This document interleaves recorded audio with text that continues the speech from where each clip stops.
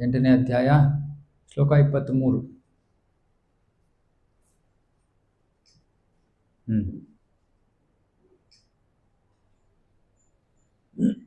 Okay. So ಇವತ್ತಿನ ವಿಷಯ, ಭಕ್ತನಿಗೆ ಮರಣ ಇದೆಯಾ? ಭಕ್ತನಿಗೆ ಮರಣ ಇದೆಯಾ? ಗೊತ್ತಾಗ್ತಾ ಇದೆಯಾ ಟಾಪಿಕ್ಕು? ಏನು ಪ್ರಭು ಟಾಪಿಕ್ಕು? ಪೂಜಾರಿ ಪ್ರಭು ಅಂದರೆ ಏನರ್ಥ?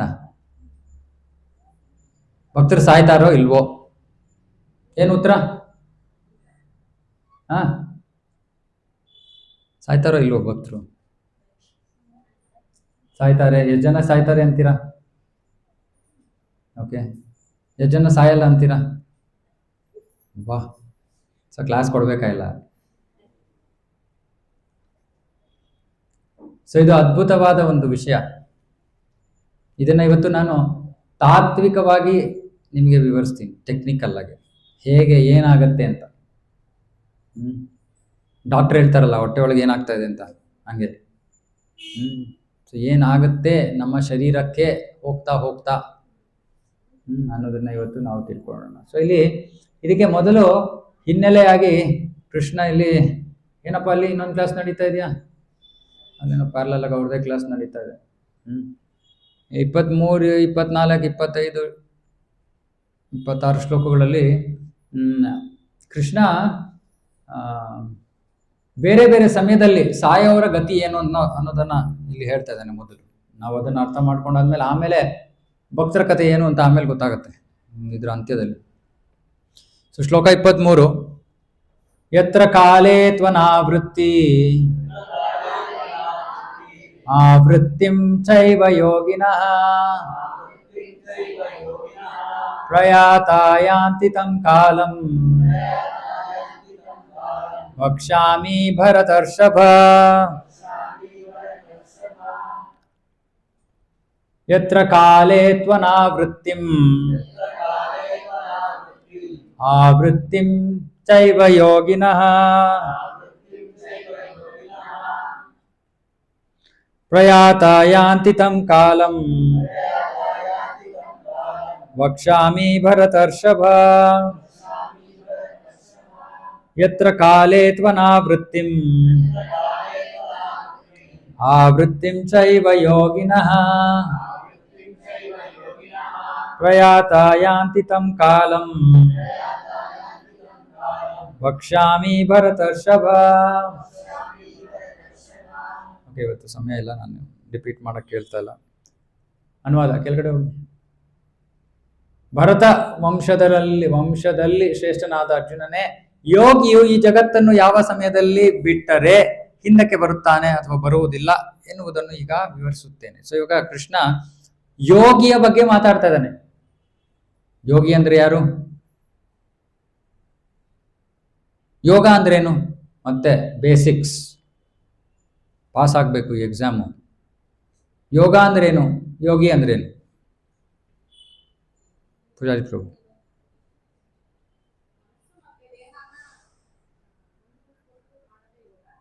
ಮನಸ್ಸು ಮತ್ತು ಅದನ್ನ ಹೇಳಿದ್ದೀನ. ನಾನು ಯೋಗದ ಡೆಫಿನೇಷನ್ ಏನು ಕೊಟ್ಟಿದ್ದೀನಿ? 2 ಡೆಫಿನೇಷನ್ ಕೊಟ್ಟಿದ್ದೀನಿ ನಾನು. ನೀವೆಲ್ಲ ಕ್ಲಾಸಲ್ಲಿ ಎಷ್ಟು ಎಚ್ಚರವಾಗಿದ್ದೀರಾ ಅನ್ನೋದು ಗೊತ್ತಾಗುತ್ತೆ. ಮತ್ತೆ ಮತ್ತೆ ಕೊಟ್ಟಿದ್ದೀನಿ ನಾನು, ಒಂದೇ ಸತಿ ಕೊಟ್ಟು ನಿಮಗೆ ನಿಮ್ಮ ಓಕೆ, ಅದು ನೀವು ಬೇರೆ ಬೇರೆ ಯೋಗದ ಮಾರ್ಗಗಳೇ ಹೇಳ್ತಾ ಇದ್ದೀರಿ. ಇವಾಗ ಮೊದಲು ಯೋಗ ಅಂದ್ರೆ ಏನು? ಕೆಲಸ ಕಾರ್ಯಗಳನ್ನ ಭಗವಂತನ ಜೊತೆ ಸಂಬಂಧವನ್ನ ಸೇರಿಸೋದು ಅಥವಾ ಭಗವಂತನ ಜೊತೆ ಒಂದು ಸಂಬಂಧದ ಜೋಡಣೆ ಯೋಗ. ಭಗವಂತನ ಜೊತೆ ಸಂಬಂಧವನ್ನು ಸ್ಥಾಪಿಸೋದು ಯೋಗ. ಇನ್ನೊಂದು ಅರ್ಥ ಯೋಗಕ್ಕೆ ಇಂದ್ರಿಯ ಸಂಯಮ, ಇಂದ್ರಿಯಗಳನ್ನು ನಿಯಂತ್ರಿಸೋದು. ಓಕೆ, ತಿರ್ಗಾ ನಾನು 2 ವಾರ ಆದ್ಮೇಲೆ ಕೇಳ್ತೀನಿ ಇದೇ ಕ್ವೆಶ್ಚನ್. ಟ್ರಿಕ್ ಕ್ವೆಶ್ಚನ್ ಏನಿಲ್ಲ, ಸೇಮ್ ಕ್ವೆಶ್ಚನ್. ಟೆಕ್ಸ್ಟ್ ಬುಕ್ ಅಲ್ಲಿ ಏನಿದೆ ಅದನ್ನೇ ಮತ್ತೆ ಮತ್ತೆ ಕೇಳೋದು. ಸೊ ಯೋಗಿ ಅಂದ್ರೆ ಯಾರು? ಯಾರು ಯೋಗವನ್ನ ಮಾಡ್ತಾನೋ ಅವನು ಯೋಗಿ. ಇವಾಗ ಬೇರೆ ಬೇರೆ ಬಗೆಯ ಯೋಗಗಳಿವೆ.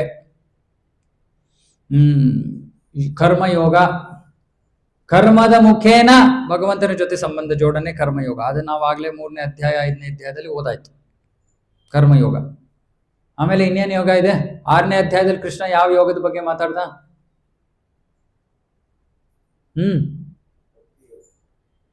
ಹ್ಮ್ ಆ ಅಷ್ಟಾಂಗ ಯೋಗ ಇನ್ನೇನಿರೋದು ಇನ್ನೆರಡು, ಇದಿಲ್ಲ ಅಂದ್ರೆ ಅದು. ಆ ಅಷ್ಟಾಂಗ ಯೋಗದ ಬಗ್ಗೆ ಕೃಷ್ಣ 6ನೇ ಅಧ್ಯಾಯದಲ್ಲಿ ಮಾತಾಡ್ತಾನೆ. ಇವಾಗ 7ರಿಂದ 12 ಅಧ್ಯಾಯದ ತನಕ ಕೃಷ್ಣ ಯಾವ ಯೋಗದ ಬಗ್ಗೆ ಮಾತಾಡ್ತಾ ಇದ್ದಾನೆ? ಭಕ್ತಿ ಯೋಗ. ಫೇಲ್ ಭಕ್ತಿ ಯೋಗ. ಆಮೇಲೆ ಇನ್ನೊಂದು ಜ್ಞಾನ ಯೋಗ ಅಂತ ಇದೆ. ಇವಾಗ ಬೇರೆ ಬೇರೆ ಯೋಗ ಮಾರ್ಗಗಳಿವೆ. ಯೋಗ ಮಾಡ್ತಾ ಇರುವಂತಹ ವ್ಯಕ್ತಿ ಅಂದ್ರೆ ಇದು ಯಾವ್ದಾದ್ರು ಒಂದು ಯೋಗದ ಮಾರ್ಗವನ್ನು ಅವನು ಗಟ್ಟಿಯಾಗಿ ಹಿಡ್ಕೊಂಡಿರ್ಬೇಕು, ಆಗ ಅವನನ್ನ ಯೋಗಿ ಅಂತ ಕರೀತಾರೆ.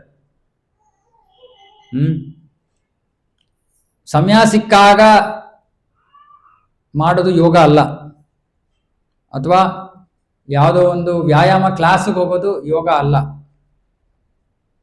ಅದು ಯೋಗ ವ್ಯಾಯಾಮ. ಯೋಗ ಕ್ಲಾಸ್ಗೆ ಹೋಗೋದು ಯೋಗ ವ್ಯಾಯಾಮ, ಎಕ್ಸಸೈಸ್ ಅದು. ಆದ್ರೆ ಅದು ನಿಜವಾದ ಯೋಗ ಅಲ್ಲ.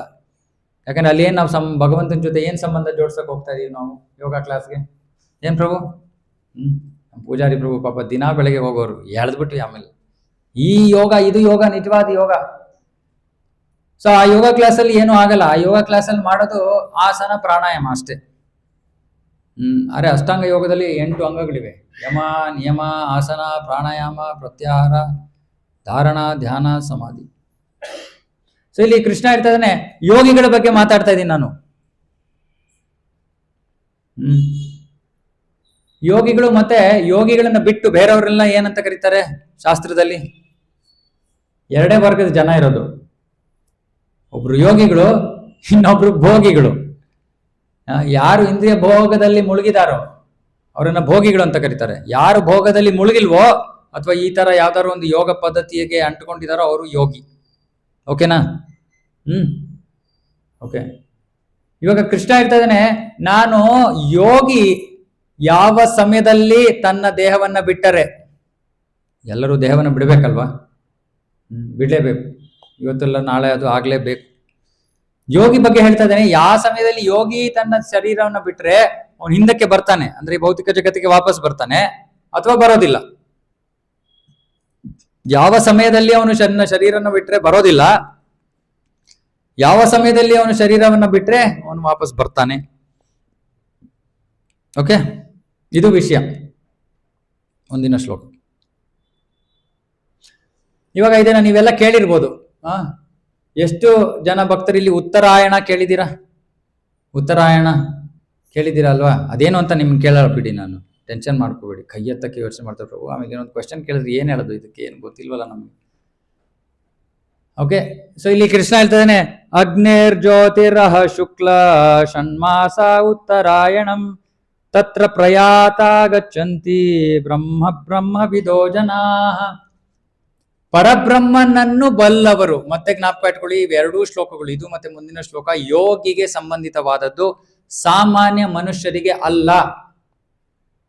ಮೊಟ್ಟ ಮೊದಲ ವಿಷಯ ಅಂದ್ರೆ ಈ ಶ್ಲೋಕವನ್ನು ಓದ್ಬಿಟ್ಟು ನಮ್ಗೆ ಯಾರೋ ಗೊತ್ತಿರೋರು ಈ ಸಮಯದಲ್ಲಿ ಹೋದ್ರು ಆ ಸಮಯದಲ್ಲಿ ಹೋದ್ರು, ಅದು ಅವ್ರಿಗೆ ಅನ್ವಯ ಆಗೋದಿಲ್ಲ. ಕೇವಲ ಯೋಗಿ ಆಗಿದ್ರೆ ಮಾತ್ರ ಇವೆರಡು ಶ್ಲೋಕ ಅನ್ವಯವಾಗೋದು. ಗೊತ್ತಾಗ್ತಾ ಇದೆಯಲ್ಲ? ಬೇರೆಯವರು ಇವಾಗ 3 ತರದ ಜನ ಇದ್ದಾರೆ. ಮತ್ತೆ ಮೊದಲಿಗೆ ಭೋಗಿಗಳು ಅಂದ್ರೆ ಸಾಮಾನ್ಯ ಜನರು. ಆ ಸಾಮಾನ್ಯ ಜನರ ಮುಂದಿನ ಜನ್ಮ ಯಾವುದರ ಮೇಲೆ ನಿರ್ಧರಿತವಾಗಿದೆ? ನಾವಾಗ್ಲೇ ಇದನ್ನು ನಾವು 7ನೇ ಅಧ್ಯಾಯದಲ್ಲಿ ಓದಿದ್ವಿ. ಕರ್ಮಫಲ. ಮತ್ತೆ ಎಂಬಾಪಿ ಸ್ಮರನ್ ಭಾವಂ ತ್ಯಜತ್ಯಂತೆ ಕಲೇವರಂ. ಅವರು ಯಾವ ರೀತಿ ತಮ್ಮ ಸಾಯೋ ಸಮಯದಲ್ಲಿ ತಮ್ಮ ಮನಸ್ಸಿನ ಯಾವ ರೀತಿ ಚಿಂತನೆ ನಡೆಯುತ್ತೋ ಅದರ ಪ್ರಕಾರ ಮುಂದಿನ ಜನ್ಮ, ಆ ಚಿಂತನೆ ಅವ್ರು ಯಾವ ತರ ಕರ್ಮ ಮಾಡಿದಾರೋ ಅದರ ಮೇಲೆ ಅವಲಂಬಿತವಾಗಿದೆ. ಸೊ ಸರಳವಾಗಿ ಅವರ ಕರ್ಮದ ಪ್ರಕಾರ, ಕರ್ಮ ಫಲದ ಪ್ರಕಾರ ಅವರು ಮುಂದಿನ ಜನ್ಮ. ಅವ್ರಿಗೆ ಬೇರೆ ಯಾವ ನಿಯಮನೂ ಇಲ್ಲ, ಅದೊಂದೇ ನಿಯಮ, ಮಾಡಿದುಣ್ಣು ಮಹಾರಾಯ, ಅದ್ರ ಪ್ರಕಾರ ಜನ್ಮ ತಗೋಬೇಕು. ಓಕೆ, ಇದು ಸಾಮಾನ್ಯ ಮನುಷ್ಯರಿಗೆ. ಇವಾಗ ಈ ಯೋಗಿಗಳಲ್ಲಿ 2 ವಿಭಜನೆ, 2 ಡಿವಿಷನ್ ಇದೆ. ಒಂದು ಬೇರೆ ಯೋಗಿಗಳು, ಮತ್ತೆ ಇನ್ನೊಂದು ವಿಶೇಷವಾಗಿ ಭಕ್ತಿ ಯೋಗಿ. ಭಕ್ತಿಯಲ್ಲಿ ತೊಡಗಿರೋನ್ ಬಗ್ಗೆ ಕೃಷ್ಣ ವಿಶೇಷವಾಗಿ ಮಾತಾಡ್ತಾನೆ. ಇವಾಗ ಈ ಶ್ಲೋಕಗಳು ನಿರ್ದಿಷ್ಟವಾಗಿ ಬೇರೆ ಯೋಗಗಳಲ್ಲಿ ತೊಡಗಿರುವಂತ ಜನರು, ಅಂದ್ರೆ ಕರ್ಮಯೋಗ ಮಾಡ್ತಾ ಇರ್ಬೋದು, ಜ್ಞಾನ ಯೋಗ ಮಾಡ್ತಾ ಇರ್ಬೋದು, ಅಷ್ಟಾಂಗ ಯೋಗ ಮಾಡ್ತಿರ್ಬೋದು, ಅವ್ರಿಗೋಸ್ಕರ ಇದು, ನಮ್ಗಲ್ಲ. ಅದು ಕೃಷ್ಣ ಹೇಳ್ತಾನೆ. ಸೊ ಇಲ್ಲಿ ಹೇಳ್ತಾ ಇದ್ದಾನೆ, ಯೋಗಿ ಗತಿ ಏನು? ಪರಬ್ರಹ್ಮನನ್ನು ಬಲ್ಲವರು. ಯೋಗಿ ಅಂದ್ರೆ ಅವನಿಗೆ ಪರಬ್ರಹ್ಮನ್ ಯಾರು ಅಂತ ಗೊತ್ತಿರುತ್ತೆ. ಮೊದಲು ಪರಬ್ರಹ್ಮನ್ ಅಂದ್ರೆ ಯಾರು? ಭಗವಂತ, ಕೃಷ್ಣ, ಇವೆಲ್ಲ ವಿಷಯ ಗೊತ್ತಿರುತ್ತೆ. ಪರಬ್ರಹ್ಮನನ್ನು ಬಲ್ಲವನು ಅಗ್ನಿ ದೇವತೆಯ ಪ್ರಭಾವದ ಕಾಲದಲ್ಲಿ. ಅಗ್ನಿ ದೇವತೆಯ ಪ್ರಭಾವದ ಕಾಲದಲ್ಲಿ ಅಂದ್ರೆ ಅಗ್ನಿದೇವ ಯಾರು? ಸೂರ್ಯನ ಸಮಯದಲ್ಲಿ ಅಂದ್ರೆ ಬೆಳಕಿನಲ್ಲಿ. ಬೆಳಕಿನಲ್ಲಿ ಅಲ್ಲಿ ನೋಡಿ ಹಾಕಿದ್ದಾರೆ, ಅಗ್ನಿದೇವನ ಪ್ರಭಾವದ ಕಾಲದಲ್ಲಿ ಅಂದ್ರೆ ಬೆಳಕಿನಲ್ಲಿ, ಅಂದ್ರೆ ದಿನದಲ್ಲಿ, ಹಗಲಿನ ಸಮಯದಲ್ಲಿ. ಹಗಲು ಶುಭ ಕ್ಷಣದಲ್ಲಿ, ಹಗಲಿನ ಒಂದು ಶುಭ ಕ್ಷಣದಲ್ಲಿ, ಅದರಲ್ಲೂ ಶುಭ ಕ್ಷಣದಲ್ಲಿ, ಹಗಲಿನಲ್ಲಿ ಶುಭ ಕ್ಷಣದಲ್ಲಿ, ಶುಕ್ಲ ಪಕ್ಷದಲ್ಲಿ, ಶುಕ್ಲ ಪಕ್ಷ ಕೃಷ್ಣ ಪಕ್ಷ ಗೊತ್ತಲ್ವಾ? ಸೊ ಶುಕ್ಲ ಪಕ್ಷದಲ್ಲಿ ಉತ್ತರಾಯಣದ 6 ತಿಂಗಳಲ್ಲಿ, ಉತ್ತರಾಯಣದ 6 ಮಾಸಗಳಲ್ಲಿ ಈ ಜಗತ್ತನ್ನು ಬಿಟ್ಟು ಪರಬ್ರಹ್ಮನನ್ನ ಸೇರ್ತಾನೆ. ಅಂದ್ರೆ ಅವನು ಮತ್ತೆ ವಾಪಸ್ ಬರಲ್ಲ. ಯಾರಿದು? ಯೋಗಿ. ಯಾವ ತರ ಯೋಗಿ? ಪರಬ್ರಹ್ಮನನ್ನು ಬಲ್ಲವನು ಇವನು. ಅಂದ್ರೆ ಇವನು ಯೋಗ ಮಾಡ್ಬಿಟ್ಟು ಇವನಿಗೆ ಏನ್ ಗೊತ್ತಾಯ್ತು? ನನಗೆ ಪರಬ್ರಹ್ಮನ್ ಬೇಕು, ನನ್ಗಿನ್ನೇನು ಬೇಡ ಭೌತಿಕ ಜಗತ್ತಿನಲ್ಲಿ ಅಂತ ನಿರ್ಧಾರ ಮಾಡ್ಕೊಂಡವನು. ಅವನು ಪರಬ್ರಹ್ಮನಲ್ಲೇ ಸೇರ್ತಾ ಇದ್ದಾನೆ. ಇದಕ್ಕೆ ಸಾಯುಜ್ಯ ಮುಕ್ತಿ ಅಂತ ಕರೀತಾರೆ. ಈ ಪರಬ್ರಹ್ಮನನ್ನು ಬಲ್ಲವನು ಅವನು ಈ ಬೆಳಕಿನಲ್ಲಿ, ಹಗಲಿನ ಸಮಯದಲ್ಲಿ, ಶುಕ್ಲ ಪಕ್ಷದಲ್ಲಿ, ಉತ್ತರಾಯಣದಲ್ಲಿ, ಶುಭ ಕ್ಷಣದಲ್ಲಿ ಸತ್ರೆ ಅವನು ಪರಬ್ರಹ್ಮನ್ ಸೇರ್ತಾನೆ, ವಾಪಸ್ ಬರಲ್ಲ. ಅವನು ವಾಪಸ್ ಬರಲ್ಲ. ಇವಾಗ ನೀ ಕೇಳ್ಬೋದು, ಏನಪ್ಪ ಯೋಗಿ ಏನು, ಅವನು ಏನು ಇಷ್ಟ ಬಂದಂಗೆ ಬಿಡ್ಬೋದಾ ದೇಹನ? ಹೌದು, ಯೋಗಿಗೆ ಆ ಶಕ್ತಿ ಇರುತ್ತೆ. ಅವನು ತನ್ನ ಪ್ರಾಣವನ್ನ ಯಾವ ಸಮಯಕ್ಕೆ ಅವನು ಬಿಡಬೇಕು, ತನ್ನ ಪ್ರಾಣವನ್ನ ಅನ್ಕೋತಾನೋ ಆ ಸಮಯಕ್ಕೆ ಬಿಡ್ಬೋದು. ಇದು ಯೋಗ ಶಕ್ತಿ. ಸೊ ಈ ಯೋಗಿ ಅವನಿಗೆ ಪರಬ್ರಹ್ಮನ್ ತಿಳ್ಕೊಂಡಿರೋನು. ಪರಬ್ರಹ್ಮನ್ ಅಂದ್ರೆ ಏನು ಅಂತ ಎಲ್ಲ ತಿಳ್ಕೊಂಡಿರೋನು, ಅಂದ್ರೆ ಜ್ಞಾನದಲ್ಲಿ ಇರೋಂಥವನು. ಅವನು ತನ್ನ ದೇಹವನ್ನ ಉತ್ತರಾಯಣದ ಶುಭ ಕ್ಷಣದಲ್ಲಿ, ಶುಕ್ಲ ಪಕ್ಷದಲ್ಲಿ, ಹಗಲಿನ ಸಮಯದಲ್ಲಿ ದೇಹವನ್ನ ತ್ಯಜಿಸ್ತಾನೆ. ಅವನು ತ್ಯಜಿಸ್ತಾನೆ ಅಂದ್ರೆ ನಾನು ಸಾಯ್ತೀನಿ ಇವಾಗ ಅಂತ. ಆಮೇಲೆ ತನ್ನ ಪ್ರಾಣವನ್ನ ಬ್ರಹ್ಮರಂಧ್ರದಿಂದ ಅವನು ಹೊರಗಡೆ ಕಳಿಸ್ತಾನೆ. ಅಷ್ಟು ಶಕ್ತಿ ಇದೆ ಅವ್ರ ಹತ್ರ. ಆದ್ರೆ ಅವರು ಈ ಶುಭ ಕ್ಷಣದಲ್ಲಿ ಅವನು ಪ್ರಾಣವನ್ನ ಬಿಡ್ತಾನೆ. ಯಾಕೆ? ಅವನು ಗೊತ್ತು, ಈ ಕ್ಷಣದಲ್ಲಿ ನಾನು ಸತ್ರೆ ಎಲ್ಲಿಗೆ ಹೋಗ್ತೀನಿ? ನಾನು ಪರಬ್ರಹ್ಮನ ಹತ್ರ ಹೋಗ್ತೀನಿ. ಓಕೆ, ಗೊತ್ತಾಗ್ತಾ ಇದೆಯಾ? ಬಾಲರಾಜ್ ಏನೋ ನನ್ನನ್ನು ಸುಟ್ಟೇ ಬಿಡೋಂಗ್ ನೋಡ್ತಾ ಇದೀರಲ್ಲ, ಗೊತ್ತಾಗ್ತಾ ಇದೆಯಾ? ಓಕೆ, ನೆಕ್ಸ್ಟ್ ಶ್ಲೋಕ. ಧೂಮೋ ರಾತ್ರಿಸ್ತಥಾ ಕೃಷ್ಣ ಷಣ್ಮಾಸ ದಕ್ಷಿಣಾಯನಂ ತತ್ತ ಚಾಂದ್ರಮಸಂ ಜ್ಯೋತಿರ್ಯೋಗಿ ಪ್ರಾಪ್ಯ ನಿವರ್ತತೆ. ಅನುವಾದ. ಸೊ ಇಲ್ಲಿ ಕೃಷ್ಣ ಹೇಳ್ತಾ ಇದ್ದಾನೆ, ಇವಾಗ ಇನ್ನೊಂದು ರೀತಿಯ ಯೋಗಿ. ಇವನು ಯೋಗಿನೇ, ಆದ್ರೆ ಇವನು ಸ್ವಲ್ಪ ಭೋಗಿ. ಇವನಿಗೆ ನೇರವಾಗಿ ಪರಬ್ರಹ್ಮನ ಹತ್ರ ಹೋಗಕ್ಕೆ ಇಂಟ್ರೆಸ್ಟ್ ಇಲ್ಲ. ಇವನು ಅಂತ ಯೋಚನೆ ಮಾಡ್ತಾ ಇದ್ದಾನೆ, ನಾನು ಸ್ವಲ್ಪ ಸ್ವರ್ಗ ನೋಡ್ಕೊಂಡು ಹೋಗೋಣ, ಸ್ವರ್ಗದಲ್ಲೆಲ್ಲ ತುಂಬಾ ಚೆನ್ನಾಗಿದೆಯಂತೆ ವ್ಯವಸ್ಥೆ. ಸೊ ಸ್ವರ್ಗ ನೋಡ್ಕೊಂಡು ಹೋಗೋಣ ಅಂತ ಇವನ್ ಯೋಚನೆ. ಸೊ ಇವನೇನ್ ಮಾಡ್ತಾನೆ, ಧೂಮ ಕಾಲದಲ್ಲಿ, ರಾತ್ರಿಯಲ್ಲಿ, ಕೃಷ್ಣ ಪಕ್ಷದಲ್ಲಿ, ದಕ್ಷಿಣಾಯನದ 6 ತಿಂಗಳಲ್ಲಿ ಮರಣ ಹೊಂದುವ ಯೋಗಿ. ಇವನು ಯೋಗಿಯೇ. ಇವನಿಗೂ ತನ್ನ ದೇಹವನ್ನ ತ್ಯಜಿಸೋಕೆ ಶಕ್ತಿ ಇದೆ, ಯಾವ ಸಮಯದಲ್ಲಿ ತ್ಯಜಿಸ್ಬೇಕು ಅಂತ. ಆದ್ರೆ ಅವನ ಆಸೆ ಇದೆ. ಅವನಿಗೇನ್ ಆಸೆ ಇದೆ?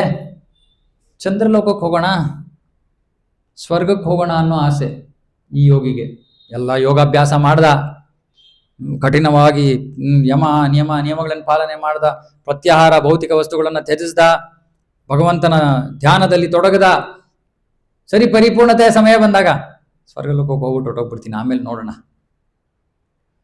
ಸೊ ಅವನೇನ್ ಮಾಡ್ತಾನೆ, ಚಂದ್ರಲೋಕಕ್ಕೆ ಹೋಗ್ತಾನೆ. ಆದ್ರೆ ಅವನ ಕತೆ ಏನು? ಮರಳಿ ಬರ್ತಾನೆ. ಕ್ಷೀಣೆ ಪುಣ್ಯ ಮರ್ತ್ಯ ಲೋಕಂ ವಿಶಂತಿ. ಕ್ಷೀಣೆ ಪುಣ್ಯ ಕ್ಷೀಣಿಸಾದ್ಮೇಲೆ ಸ್ವರ್ಗ ಲೋಕಗಳಲ್ಲಿ ಜಾಗ ಇಲ್ಲ. ಹೇಳಿದ್ದೀನಲ್ಲ ಸ್ವರ್ಗದಿಂದ ಹೆಂಗೆ ಸಾಯೋದು ಅಂತ. ಹೇಗೆ ಸಾಯೋದು ಸ್ವರ್ಗದಿಂದ? ಹೂನಾರ ಹಾಕಿರ್ತಾರೆ. ಯಾವಾಗ ಹಾಕ್ತಾರೆ ಹೂನಾರ? ಜನ್ಮ ಪಡ್ಕೊಂಡಾಗ. ಜನ್ಮದ ಜೊತೆ ಒಂದು ಹೂಮಾಲೆ ಬರುತ್ತೆ. ಆಮೇಲೆ ಅದು ಬಾಡೋದ ತಕ್ಷಣ ನಮ್ಮ ಸಮಯ ಅಲ್ಲಿ ಮುಗೀತು ಅಂತ ಅರ್ಥ. ಯಾವಾಗ ಬಾಡುತ್ತೆ ಗೊತ್ತಿಲ್ಲ. ಕ್ಷೀಣೆ ಪುಣ್ಯ ಕ್ಷೀಣಿಸಿದಾಗ ಅದು ತಕ್ಷಣ ಬಾಡೋಗ್ಬಿಡುತ್ತೆ. ಅದು ಬಾಡೋದಕ್ಕೆ ಯಾವ ಚಿಹ್ನೆ ಇಲ್ಲ, ಲಕ್ಷಣಗಳಿಲ್ಲ. ಒಂದು ಕ್ಷಣ ಹಿಂಗೆ ಚೆನ್ನಾಗಿರುತ್ತೆ, ಇನ್ನೊಂದು ಕ್ಷಣ ಬಾಡೋಗ್ಬಿಡುತ್ತೆ. ಅವಾಗೇನೋ ಅಲ್ಲಿಂದ ನಾವು ಏನಾಗಬೇಕು, ಸ್ವರ್ಗದಿಂದ ಬೀಳ್ಬೇಕು. ಅದು ಸಾವು. ಸ್ವರ್ಗದ ಲೋಕದ ನಿವಾಸಿಗಳಿಗೆ ಸಾವು ಅಂದ್ರೆ ಮೇಲಿಂದ ಕೆಳಗಡೆ ಬೀಳ್ಬೇಕು. ಎಲ್ಲಿಗೆ ಬೀಳ್ತಾ ಇದ್ದಾರೆ? ಭೂಮಿಗೆ. ಯಾವ ಗ್ರಹದ ಮೂಲಕ ಬೀಳ್ತಾರೆ? ಭುವರ್ ಲೋಕ. ಅಯ್ಯೋ ಪಾಪ, ಪಿತೃಗಳಿಗೆ ಪಾಪ, ಅವ್ರ ಪಾಡುವರು ಎಲ್ಲೋ ಇದ್ದಾರೆ. ಭುವರ್ ಲೋಕದ ಮೂಲಕ ಬೀಳ್ತಾರೆ. ಭೂರ್ಭುವಸ್ವಹ. ಭೂರ್ಭುವಸ್ವಹ. ಗಾಯತ್ರಿ ಮಂತ್ರ ಗೊತ್ತಲ್ಲ, ಭೂರ್ಭುವಸ್ವಹ. ಭೂಲೋಕ, ಭುವರ್ಲೋಕ, ಸ್ವರ್ಗಲೋಕ. ಸ್ವರ್ಗಲೋಕದಿಂದ ಬೀಳ್ತಾ ಇರೋನು ಭುವರ್ ಲೋಕದ ಮೂಲಕ ಭೂಲೋಕಕ್ಕೆ ಬರ್ತಾನೆ. ಆ ಭುವರ್ ಲೋಕದಲ್ಲಿ ಎಲ್ಲ ಭೂತ ಪಿಶಾಚಿಗಳಿವೆ. ಏನ್ ಮಾಡುತ್ತೆ? ಅದನ್ನ ಜೀವಂತವಾಗಿ ಅವನ ಶರೀರವನ್ನ ತಿಂದ್ಬಿಡುತ್ತವೆ. ಕ್ಷೀಣೆ ಪುಣ್ಯ ಮರ್ತ್ಯಲೋಕಂ ವಿಶಂತಿ. ಸರಿ, ಪುಣ್ಯ ಕ್ಷೀಣಿಸಾದ್ಮೇಲೆ ಅವನು ಮತ್ತೆ ಈ ಭೂಮಿಗೆ ಬರ್ತಾನೆ. ಸೊ ಅವನು ಅಷ್ಟು ಯೋಗಾಭ್ಯಾಸ ಮಾಡಿ, ಅಷ್ಟೊಂದು ಧ್ಯಾನ ಮಾಡಿ, ಸಾಧನೆ ಮಾಡಿ ಏನು ಪ್ರಯೋಜನ ಇಲ್ಲ. ಯಾಕೆ? ಒಂದಿಷ್ಟು ಭೌತಿಕ ಆಸೆ. ಒಂದ್ ಸ್ವಲ್ಪ ಭೌತಿಕ ಆಸೆಯಿಂದ ಏನಾಯ್ತು, ಅವನು ಸ್ವರ್ಗಕ್ಕೆ ಹೋಗಿ, ಚಂದ್ರಲೋಕಕ್ಕೆ ಹೋಗಿ, ಪುಣ್ಯ ಕ್ಷೀಣಿಸಾದ್ಮೇಲೆ ಕೆಳಗಡೆ ಬೀಳ್ತಾನೆ ಮತ್ತೆ. ಆದ್ರೆ ಮೊದಲನೇ ಯೋಗಿ ಬುದ್ಧಿವಂತ. ಅವನಿಗೆ ಯಾವ ಭೌತಿಕ ಆಸೆ ಇರಲಿಲ್ಲ. ಅವನು ಬೇಡ, ನನಗೆ ಈ ಸ್ವರ್ಗನೂ ಬೇಡ, ಇದೇನು ಬೇಡ, ಭೂಲೋಕನೂ ಬೇಡ, ಈ ಭೌತಿಕ ಜಗತ್ತೇ ಬೇಡ, ನಾನು ಪರಬ್ರಹ್ಮನ ಹತ್ರ ಹೊರಟೋಗ್ತೀನಿ ಅನ್ಬಿಟ್ಟು ಅವನು, ಹಾಗಾಗಿ ಅವನು ಉತ್ತರಾಯಣದಲ್ಲಿ ತನ್ನ ದೇಹವನ್ನು ತ್ಯಜಿಸ್ತಾನೆ. ಇವನು ದಕ್ಷಿಣಾಯನದಲ್ಲಿ ತ್ಯಜಿಸ್ತಾನೆ. ಮತ್ತೆ ಹೇಳ್ತಾ ಇದೀನಿ, ಇದು ಕೇವಲ ಯೋಗಿಗಳಿಗೆ ಮಾತ್ರ ಅನ್ವಯ, ಸಾಮಾನ್ಯ ಜನರಿಗೆ ಅಲ್ಲ. ನಾನು ನೋಡಿದೀನಿ ತುಂಬಾ ಜನ, ಇವ್ರು ಉತ್ತರಾಯಣದಲ್ಲಿ ಹೊಟ್ಟೋದ್ರು, ದಕ್ಷಿಣ, ಏನೂ ಉಪಯೋಗ ಇಲ್ಲ, ಏನೂ ವ್ಯತ್ಯಾಸ ಆಗಲ್ಲ. ಅವರ ಕರ್ಮ ಫಲದ ಪ್ರಕಾರ ಅವ್ರ ಮುಂದಿನ ಜನ್ಮ ಅವ್ರಿಗೆ ಸಿಗುತ್ತೆ. ಅವ್ರು ಉತ್ತರಾಯಣದಲ್ಲಾದ್ರೂ ಹೋಗ್ಲಿ, ದಕ್ಷಿಣಾಯನ ಉತ್ತರಾಯಣದಲ್ಲಿ ಹೊಡೆದ್ರು, ಎಂತ ಪುಣ್ಯಜೀವಿ ವಾಪಸ್ ಬರೋದಿಲ್ಲ. ಇದು ಯೋಗಿಗಳಿಗೆ ಮಾತ್ರ ಹೇಳ್ತಾ ಇರೋದು ಇದು 2 ಶ್ಲೋಕ. ಸರಿ, ಇವಾಗ ನಮ್ಮ ಮನಸ್ಸಿನಲ್ಲಿ ಪ್ರಶ್ನೆ ಬರ್ತಾ ಇದೆ. ಏನಪ್ಪ ಪ್ರಶ್ನೆ? ನಮ್ಮ ಕತೆ ಏನು ಪ್ರಭು? ಅದು ಮುಂದಿನ ಶ್ಲೋಕದಲ್ಲಿ ಅಲ್ಲ, ಮುಂದಿನ ಶ್ಲೋಕದಲ್ಲಿ ಕೃಷ್ಣ ಇದರ ಸಾರಾಂಶವನ್ನು ಹೇಳ್ಬಿಡ್ತಾನೆ. ಅನುವಾದ. ವೈದಿಕ ಅಭಿಪ್ರಾಯದಂತೆ ಈ ಜಗತ್ತನ್ನು ಬಿಡಲು 2 ರೀತಿಗಳಿವೆ. ಒಂದು ಬೆಳಕಿನಲ್ಲಿ, ಎರಡನೆಯದು ಕತ್ತಲಿನಲ್ಲಿ. ಬೆಳಕಿನಲ್ಲಿ ನಿರ್ಗಮಿಸಿದವನು ಹಿಂದಕ್ಕೆ ಬರುವುದಿಲ್ಲ, ಆದರೆ ಕತ್ತಲೆಯಲ್ಲಿ ನಿರ್ಗಮಿಸಿದವನು ಹಿಂದಕ್ಕೆ ಬರುತ್ತಾನೆ. ಆಯ್ತಾ? ಇದು ನಾನು ಇಲ್ಲಿವರೆಗೂ ಹೇಳಿರೋ ವಿಷಯ. ಅದಕ್ಕೆ ಬ್ರೇಕ್ ಅಂತ ಒಂದು ಮೊಬೈಲ್ ಟೋನ್ ಇಟ್ಟಿದ್ದೀವಿ ನಾವು ಇವತ್ತದು ಬಂತು.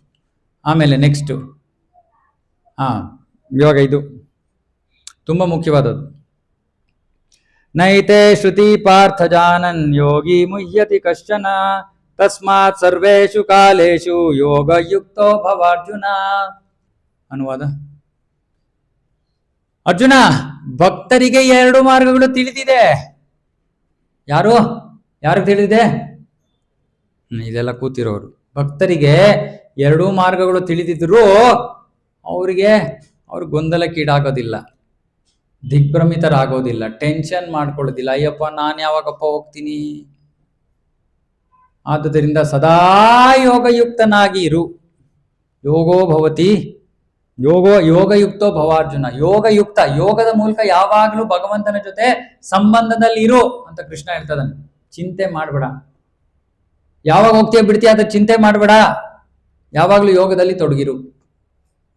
ಓಕೆ, ಸೊ ಇವಾಗ ಈ ಒಂದು ಇದಕ್ಕೆ ಯಾಕೆ ಕೃಷ್ಣ ಹಿಂಗೆ ಹೇಳ್ತಾ ಇದ್ದಾನೆ ಅನ್ನಕ್ಕೆ ನಾನಿವಾಗ ಸ್ವಲ್ಪ ನಿಮಗೆ ಭಾಗವತದಿಂದ ಕೆಲವು ವಿಷಯಗಳನ್ನ ತಿಳಿಸ್ತೀನಿ. ಈ ಶ್ಲೋಕಕ್ಕೆ ಸಂಬಂಧಿತವಾಗಿ ಪ್ರಶ್ನೆ, ಭಕ್ತ ಸಾಯ್ತಾನೋ ಇಲ್ವೋ? ಇವಾಗ ವಾಪಸ್ ಬರೋಣ. ಎಷ್ಟು ಜನ ಸಾಯಲ್ಲ ಅಂದ್ರಿ? ಯಾಕೆ ಸಾಯಲ್ಲ? ಭಕ್ತನಿಗೆ ಸಾವಿಲ್ಲ, ಯಾಕೆ? ಸೋಲ್ ಅಂದ್ರೆ ಎಲ್ಲರೂ ಸೋಲೆ. ಹಾಗಾದ್ರೆ ಈವನ್ ಸಾಮಾನ್ಯ ಮನುಷ್ಯನು ಕೂಡ ಆತ್ಮನೇ, ಸೊ ಅವನು ಸಾಯಲ್ಲ. ಹಾಗಾಗಿ ಯಾರಿಗೂ ಸಾವೇ ಇಲ್ಲ. ಆಗ ಭಕ್ತರಿಗೆ ಸಾವಿಲ್ಲ. ಪಾರ್ಟಿ ಇವತ್ತು, ಅದಕ್ಕೆ ಜಾಮೂನ್ ತಂದಿದ್ದೀವಿ ಅಲ್ವಾ ಪ್ರಭು? ಎಲ್ಲಿ? ಆತ್ಮಕ್ಕೆ ಸಾವಿಲ್ಲ. ನಾನಿಲ್ಲಿ ಕೇಳ್ತಾ ಇದ್ದೀನಿ, ಭಕ್ತರಿಗೆ ಸಾವಿದೆಯೋ ಇಲ್ವೋ?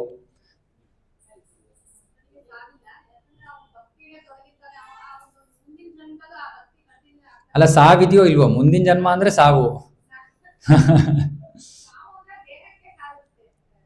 ಹಾಗಿದ್ರೆ ಯಾರಿಗೂ ಸಾವಿಲ್ಲ. ಮತ್ತೆ ಅದನ್ನೇ ಹೇಳ್ತಾ ಇದ್ದೀನಿ ನಾನು. ದೇಹಕ್ಕೆ ಸಾವಿದೆ ಅಂದ್ರೆ ಯಾವ ಜೀವಿಗೂ ಸಾವಿಲ್ಲ. ಅವಾಗ ಪಾಪ ಭೋಗಿಗೆ ಯಾಕೆ ಬಿಟ್ವಿ? ಅವನಿಗೂ ಸಾವಿಲ್ಲ.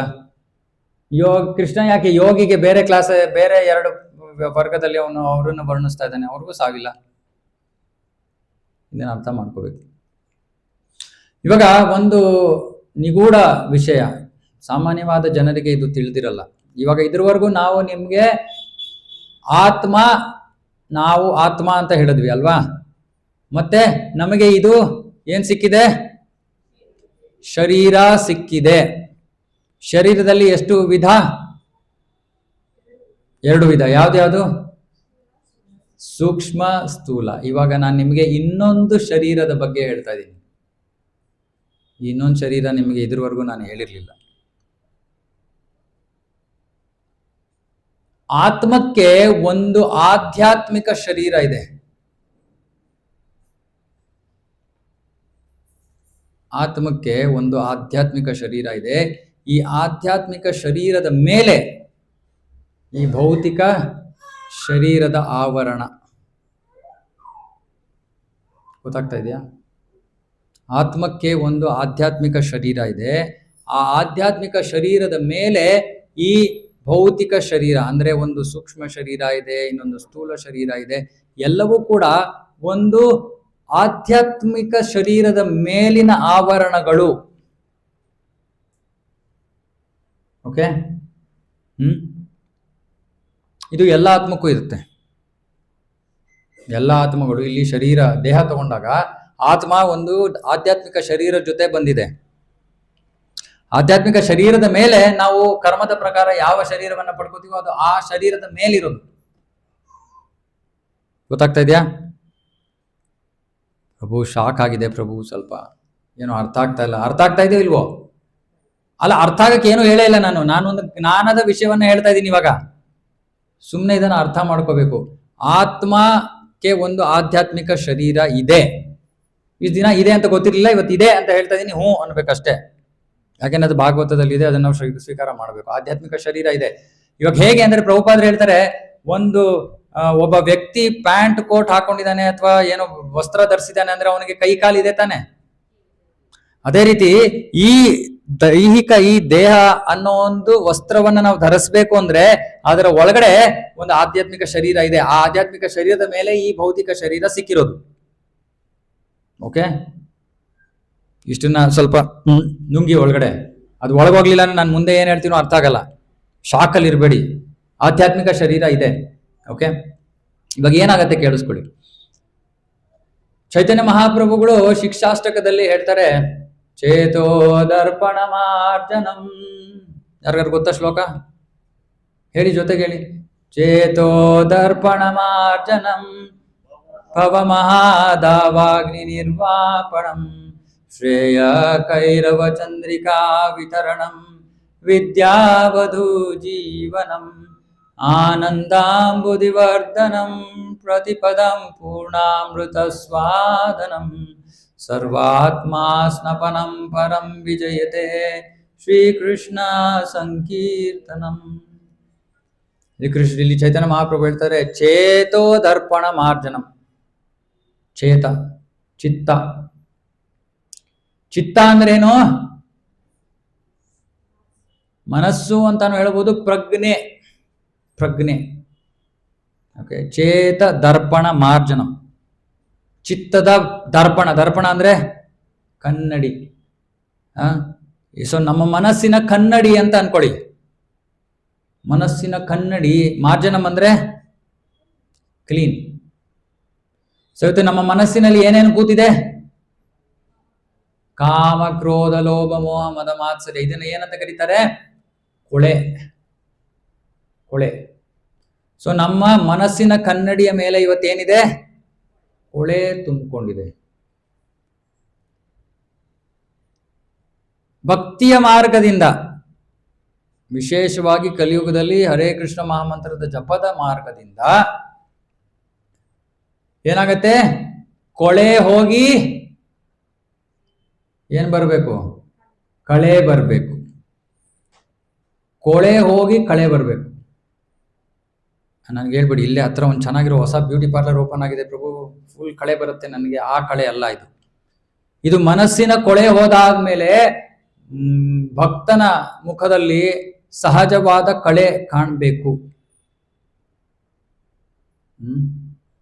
ಆಗ ಅದರ ಅರ್ಥ ಏನು ಅಂದ್ರೆ ಅವಾಗ ಈ ಸೂಕ್ಷ್ಮ ಶರೀರ ಸ್ವಚ್ಛವಾಗಿದೆ ಅಂತ ಅರ್ಥ. ಗೊತ್ತಾಗ್ತಾ ಇದೆಯಾ? ಭಕ್ತಿ ಮಾಡ್ತಾ ಮಾಡ್ತಾ ಹರೇ ಕೃಷ್ಣ ಮಹಾಮಂತ್ರ ಜಪ ಮಾಡ್ತಾ ಮಾಡ್ತಾ ಏನಾಗುತ್ತೆ, ಹೃದಯ ಮನಸ್ಸು ಪರಿಶುದ್ಧವಾಗುತ್ತೆ. ಕಾಮ ಕ್ರೋಧ ಲೋಭ ಮೋಹ ಮದ ಮಾತ್ಸರಿ ಇವೆಲ್ಲ ಹೋಗುತ್ತೆ ಹೃದಯದಿಂದ. ಹೋದಾಗ ಈ ಮನಸ್ಸು ಭೌತಿಕ ವಿಷಯಗಳಿಂದ ಅಥವಾ ಭೌತಿಕ ಪ್ರಭಾವದಿಂದ ಸ್ವಚ್ಛವಾಗಿದೆ. ಓಕೆ, ಇದಕ್ಕೆ ಇನ್ನೊಂದು ರೀತಿಯಲ್ಲಿ, ಇನ್ನೊಂದು ಭಾಷೆಯಲ್ಲಿ ತಾತ್ವಿಕವಾಗಿ ಹೇಳ್ತಾರೆ, ಮನಸ್ಸು ಆಧ್ಯಾತ್ಮೀಕರಿಸಲ್ಪಟ್ಟಿದೆ. ಎರಡೇ ವಿಷಯ ಇರೋದು, ಒಂದು ಆಧ್ಯಾತ್ಮಿಕ, ಇನ್ನೊಂದು ಭೌತಿಕ. ಭೌತಿಕ ಹೋಗ್ತಾ ಹೋಗ್ತಾ ಹೋಗ್ತಾ ಏನಾಗುತ್ತೆ, ಅದು ಆಧ್ಯಾತ್ಮಿಕವಾಗೋಗುತ್ತೆ. ಇಷ್ಟೇ ಸರಳವಾದ ವಿಷಯ. ಭೌತಿಕ ಸ್ವಚ್ಛ ಆಗ್ತಾ ಆಗ್ತಾ ಆಗ್ತಾ ಭೌತಿಕ ಏನಾಗ್ಬಿಡುತ್ತೆ, ಆಧ್ಯಾತ್ಮಿಕವಾಗಿಬಿಡುತ್ತೆ.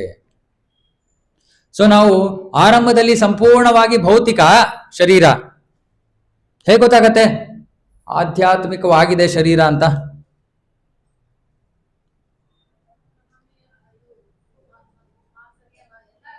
ಅದೆಲ್ಲ ಕಡಿಮೆ ಆಗಿದೆ, ಆದ್ರೆ ಬೇರೆ ರೀತಿಯಲ್ಲಿ ಅದು ನಮ್ಗೆ ಗೊತ್ತಾಗಲ್ವಲ್ಲ.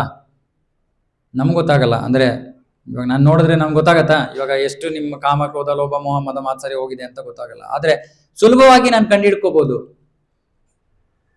ಪ್ರಭುಪಾದರು ಎಷ್ಟು ಗಂಟೆ ಕಾಲ ನಿದ್ದೆ ಮಾಡ್ತಾ ಇದ್ರು? 2 ರಿಂದ 3 ಗಂಟೆ ಕಾಲ. ನಾವೆಷ್ಟೊತ್ತು ನಿದ್ದೆ ಮಾಡ್ತೀವಿ? ಪ್ರಭು ಕೇಳ್ಬಿಡಿ ಪ್ರಭು, ಕ್ಲಾಸಲ್ಲಿ ಹಿಂಗೆಲ್ಲ ಪ್ರಶ್ನೆಗಳನ್ನ. ಅವರು 70 ವಯಸ್ಸಿನಲ್ಲಿ 2 ಗಂಟೆ 3 ಗಂಟೆ ನಿದ್ದೆ ಮಾಡ್ತಾ ಇದ್ರು.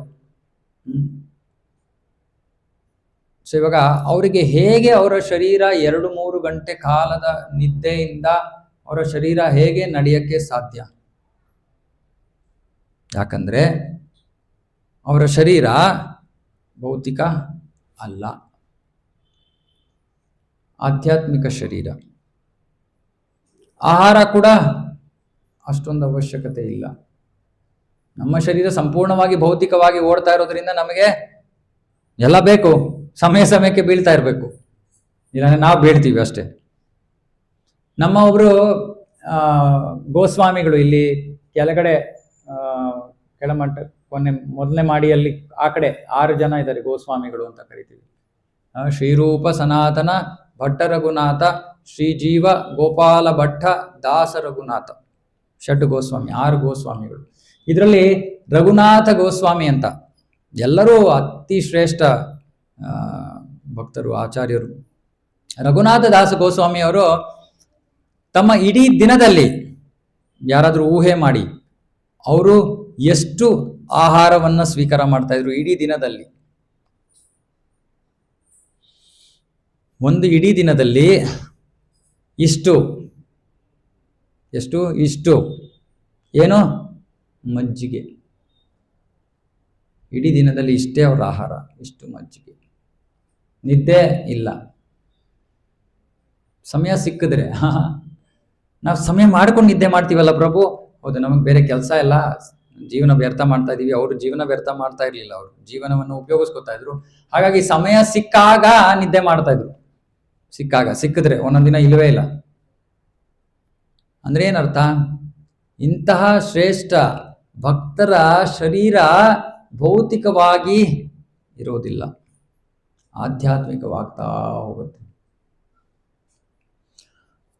ಆಧ್ಯಾತ್ಮಿಕ ಎಷ್ಟರ ಮಟ್ಟಿಗೆ ಆಗತ್ತೆ ಅಂದ್ರೆ, ನಾವು ಎಷ್ಟರ ಮಟ್ಟಿಗೆ ಭಕ್ತಿ ಮಾಡ್ತೀವೋ ಅಷ್ಟರ ಮಟ್ಟಿಗೆ ನಮ್ಮ ಶರೀರ ಆಧ್ಯಾತ್ಮಿಕವಾಗಿ ಹೋಗುತ್ತೆ. ಮತ್ತೆ ಯಾವುದಕ್ಕೆ ಮರಣ ಇದೆ ಅಂತ ಹೇಳಿದ್ ನಾವು? ಭೌತಿಕ ಶರೀರಕ್ಕೆ ಮರಣ ಇದೆ. ಶರೀರ ಭೌತಿಕವಾಗಿ ಉಳಿದೇ ಇದ್ದಾಗ ಮರಣ ಎಲ್ಲಿಂದ ಬಂತು? ಹಾಗಾಗಿ ಭಕ್ತನು ಸಾಯೋದಿಲ್ಲ. ಪ್ರಭು ಏನ್ ಪ್ರಭು ನೀವೇನೋ ಹೇಳ್ಬಿಟ್ರಿ, ನಾವ್ ಹೆಂಗ್ ನಂಬೋದು? ಪ್ರೂಫ್ ಕೊಡ್ತೀವಪ್ಪ, ಸುಮ್ಮನೆ ಹೇಳಲ್ಲ. ಎಷ್ಟು ಭಕ್ತರಿಗೆ ಇಲ್ಲಿ ಸಂತ ತುಕಾರಾಮ್ ಗೊತ್ತು? ಸಂತ ತುಕಾರಾಮ್ ಹೇಗೆ ತಮ್ಮ ಕೊನೆಯ ಕ್ಷಣ ಹೇಗಾಯ್ತು? ಸಂತ ತುಕಾರಾಮ್ ಏನಾಯ್ತು? ಹೋಗ್ಲಿ, ಮಕ್ಕಳೆಲ್ಲ ಹೋಗಿ ಒಳಗಡೆ ಹೋಗಿ, ಅವ್ರಿಗೆ ಕಳಿಸಿ ಒಳಗಡೆ ಹೋಗಿ ಕ್ಲಾಸ್ಗೆ. 5 ಗಂಟೆಗೆ ಕ್ಲಾಸ್ ಶುರು, 5 ಗಂಟೆಗೆ ಪ್ರವಚನ ಶುರು. ಸಂತ ತುಕಾರಾಮ್ ಕೊನೆಯ ಸಮಯ ಗೊತ್ತಾ ಯಾರಿಗಾದ್ರು? ಗೊತ್ತಿಲ್ಲ. ವೈಕುಂಠಕ್ಕೆ ಹೋದ್ರು. ಹೇಗೆ ಹೋದ್ರು? ಒಂದು ವಿಮಾನ ಬಂತು, ವೈಕುಂಠದಿಂದ ಒಂದು ವಿಮಾನ ಬಂತು. ಇಲ್ಲ, ಅದು ಪುಷ್ಪಕ ವಿಮಾನ ಅಲ್ಲ, ಅದು ರಾಮನ ವಿಮಾನ. ಇದು ವೈಕುಂಠ ವಿಮಾನ. ಈ ವಿಮಾನದಲ್ಲಿ ಸಂತ ತುಕಾರಾಮರು ಅದೇ ಶರೀರದಲ್ಲಿ ಪ್ರವೇಶ ಮಾಡ್ತಾರೆ. ಅದೇ ಶರೀರದಲ್ಲಿ. ನಾವಿವಾಗ ಕಾರು ಗಾಡಿನೂ ಹತ್ತೀವಲ್ಲ, ಆ ರೀತಿ ಅವರು ಆ ವೈಕುಂಠ ವಿಮಾನದಲ್ಲಿ ಹತ್ತದ್ರು ಅಷ್ಟೇ, ಸಾಯ್ಲಿಲ್ಲ. ಎರಡನೇ ಉದಾಹರಣೆ ಭಾಗವತದಲ್ಲಿ. ಎಷ್ಟು ಭಕ್ತರು ಧ್ರುವ ಮಹಾರಾಜನ ಬಗ್ಗೆ ಕೇಳಿದ್ದೀರಾ? ಧ್ರುವ ಮಹಾರಾಜ. ಓಕೆ, ಧ್ರುವ ಮಹಾರಾಜನ ಜೀವನ ಏನಾಯ್ತು? ಏನ್ ಮಾಡ್ದ ಅವನು ಚಿಕ್ಕ ವಯಸ್ಸಿನಲ್ಲಿ? ಇವಾಗೆಲ್ಲ ವಿಡಿಯೋ ಬೇರೆ ಬಂದ್ಬಿಟ್ಟಿದೆ, ಅದು ಕಾರ್ಟೂನ್ ಬೇರೆ ಬಂದ್ಬಿಟ್ಟಿದೆ ಯೂಟ್ಯೂಬಲ್ಲಿ. ಧ್ರುವ ಮಹಾರಾಜ್ ಅಂತ ತುಂಬಾ ಜನ ನೋಡ್ಬಿಟ್ಟಿದ್ದಾರೆ ಇವಾಗ. ಧ್ರುವ ಮಹಾರಾಜ್ ಅಂತ ಏನು ಮಾಡ್ದ ಅವನು? ಘೋರ ತಪಸ್ಸು ಮಾಡ್ದ. ಎಷ್ಟು ಸಮಯದ ಎಷ್ಟು ಕಾಲ? 6 ತಿಂಗಳು. ಏನಕ್ಕೋಸ್ಕರ ಮಾಡ್ದ? ತನ್ನ ತಾತನಿಗಿಂತ ಅವನಿಗೆ ದೊಡ್ಡ ಸಾಮ್ರಾಜ್ಯ ಬೇಕಾಗಿತ್ತಂತೆ. ತಾತ ಯಾರು? ತಾತ ಅಲ್ಲ, ಮುತ್ತಾತ. ಬ್ರಹ್ಮನಿಗಿಂತ ದೊಡ್ಡ ಸಾಮ್ರಾಜ್ಯ ಬೇಕಾಯ್ತಂತೆ ಅವನಿಗೆ. ಹಾಗಾಗಿ ಅವನು ತಪಸ್ಸು ಮಾಡ್ದ. 6 ತಿಂಗಳಲ್ಲಿ ಭಗವಂತನ ಹೋಲಿಸ್ಕೊಂಡ್ಬಿಟ್ಟ. ಓ ಜೈ ಅಂತ ಇದ್ದಾಳೆ ಅವಳು.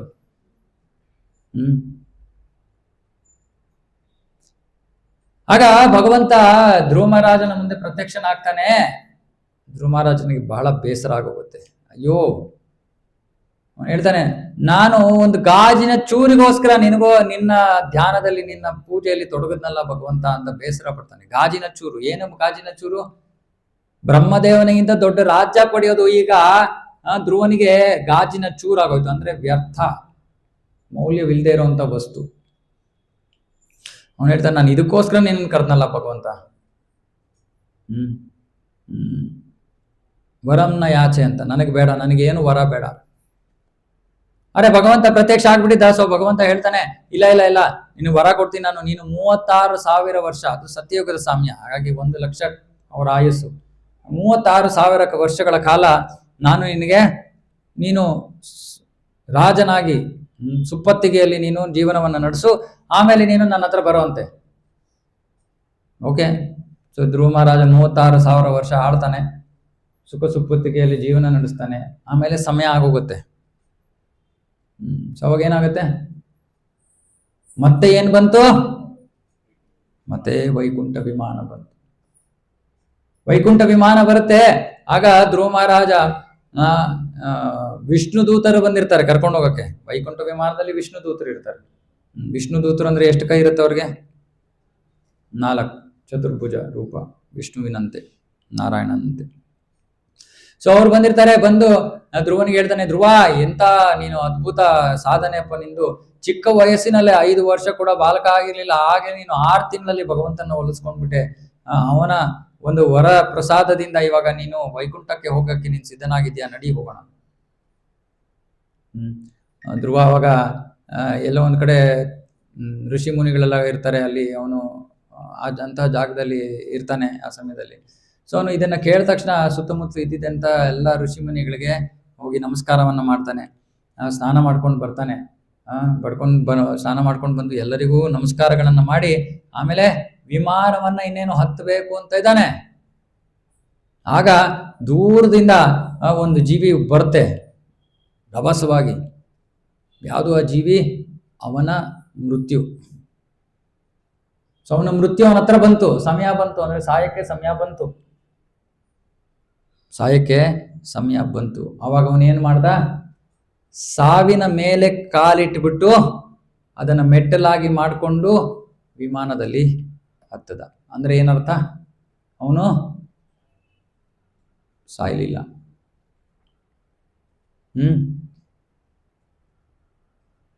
ಸೊ ಹೀಗೆ ಭಕ್ತರು ಸಾಯೋದಿಲ್ಲ. ಭಕ್ತರ ಸಾವನ್ನ ನಾವು ಅರ್ಥ ಮಾಡ್ಕೊಳ್ಳೋಕೆ ಭಾಗವತದ ಮೊದಲನೇ ಸ್ಕಂದದಲ್ಲಿ ನಾರದರ ಉದಾಹರಣೆ ಇದೆ. ನಾರದರು ಹಿಂದಿನ ಜನ್ಮದಲ್ಲಿ ಏನಾಗಿದ್ರು? ದಾಸಿ ಪುತ್ರ ಅಂದರೆ ಕೆಲಸ ಮಾಡುವಂತಹ ಒಬ್ಬ ಸ್ತ್ರೀ, ಅವರ ಮಗ. ಅದರ ಹಿಂದಿನ ಜನ್ಮದಲ್ಲಿ ಗಂಧರ್ವ, ಉಪಬರ್ಹಣ ಅಂತ ಅವನ ಹೆಸರು, ಗಂಧರ್ವ. ಗಂಧರ್ವರು ಅಂದರೆ ತುಂಬ ಚೆನ್ನಾಗಿ ಹಾಡ್ತಾರೆ.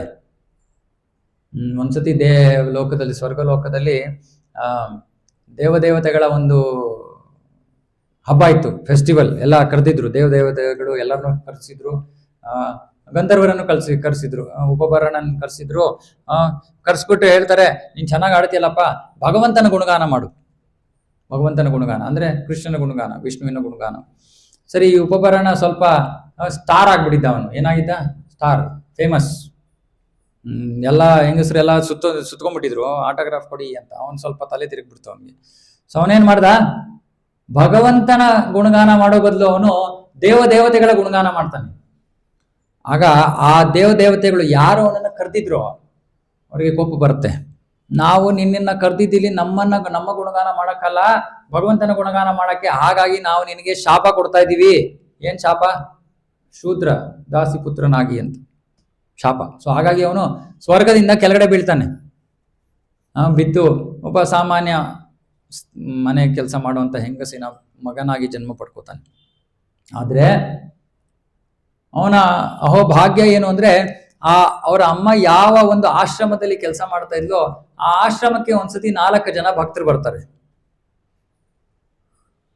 4 ಜನ ಭಕ್ತರು ಬಂದು ಅವರು ಭಗವಂತನ ಬಗ್ಗೆ ಚರ್ಚೆಯನ್ನ ಮಾಡ್ತಾ ಇದ್ದಾರೆ, ಶ್ರವಣ ಮಾಡ್ತಾ ಇದ್ದಾರೆ. ಇವನಿಗೆ ಬಹಳ ಆಸಕ್ತಿ. ಕೂತ್ಕೊಂಡು ಕೇಳ್ತಾ ಇದ್ದಾನೆ. ಚಿಕ್ಕ ಹುಡುಗ ಇನ್ನು ಕೂತ್ಕೊಂಡು ಕೇಳ್ತಾ ಇದ್ದಾನೆ. ಅವ್ರೇನೋ ಚರ್ಚೆ ಮಾಡ್ತಾ ಇದಾರೆ, ಭಗವಂತನ ಗುಣಗಾನ ಮಾಡ್ತಾ ಇದಾರೆ, ಯಾವುದೋ ಲೀಲೆ ಹೇಳ್ತಾ ಇದಾರೆ. ಇವನಿಲ್ಲಿ ಕೇಳ್ತಾ ಕೂತಿದ್ದಾನೆ ಸಂತೋಷವಾಗಿ. ಇವಾಗ ಒಂದು ರಹಸ್ಯ ಹೇಳ್ತೀನಿ ಕೇಳಿ. ಯಾರು ಭಕ್ತಿಯಲ್ಲಿ ಬಹಳ ವೇಗವಾಗಿ ಪ್ರಗತಿ ಸಾಧಿಸಬೇಕು ಅಂತ ಆಸೆ ಇದೆಯೋ ಅಂಥವ್ರಿಗೆ, ಯಾರು ಇದ್ದೀರಾ ಅಂಥವ್ರು ಇಲ್ಲಿ? ಯಾರು ಇಲ್ವಾ? ಸರಿ ಬಿಡಿ, ಮಲ್ಕೊಳ್ಳಿ ನಿಮ್ಮ ಪಾಡಿಗೆ ನೀವು. ಭಕ್ತಿಯಲ್ಲಿ ಕ್ಷಿಪ್ರ ಪ್ರಗತಿಯನ್ನ ಮಾಡೋದಕ್ಕೆ ಇಚ್ಛೆ ಪಡೋರಿಗೆ ಚೈತನ್ಯ ಚರಿತಾಮೃತದಲ್ಲಿ 3 ಮಾರ್ಗ ಇದೆ. ಮೊದಲನೇದು, ಶುದ್ಧ ಭಕ್ತರ ಉಚ್ಚಿಷ್ಟ. ಉಚ್ಚಿಷ್ಟ ಅಂದ್ರೇನು? ಅವರು ತಿಂದು ಬಿಟ್ಟಿರೋಂಥದ್ದು. ಏನು? ಅವರು ತಿಂದು ಆಹಾರವನ್ನ ತಟ್ಟೆಯಲ್ಲಿ, ಎಲೆಯಲ್ಲಿ ಬಿಟ್ಟಿದ್ರೆ ಅದನ್ನು ಉಚ್ಚಿಷ್ಟ ಅಂತ ಕರೀತಾರೆ. ಸಾಮಾನ್ಯ ಜನರ ಉಚ್ಚಿಷ್ಟವನ್ನ ತಿಂದ್ರೆ ಅದು ತಮೋ ಗುಣ. ಯಾಂತಿಯಾಮಂ ಗದರ ಸಂಪೂತಿ ಪರಿಷಿತಂ ಚ ಯತ್ ಉಚ್ಚಿಷ್ಟಂ ಅಪಿ ಚಾಮೇದ್ಯಂ ಭೋಜನ ತಾಮಸ ಪ್ರಿಯಂ. ಸೊ ಉಚ್ಚಿಷ್ಟ, ಸಾಮಾನ್ಯ ವ್ಯಕ್ತಿಯ ಉಚ್ಚಿಷ್ಟವನ್ನ ತಿಂದ್ರೆ. ಈಗಿನ ಕಾಲದಲ್ಲಿ ಎಲ್ಲರೂ ಸ್ಕೂಲಲ್ಲಿ, ಕಾಲೇಜಲ್ಲಿ ಏನ್ ಮಾಡ್ತಾರೆ?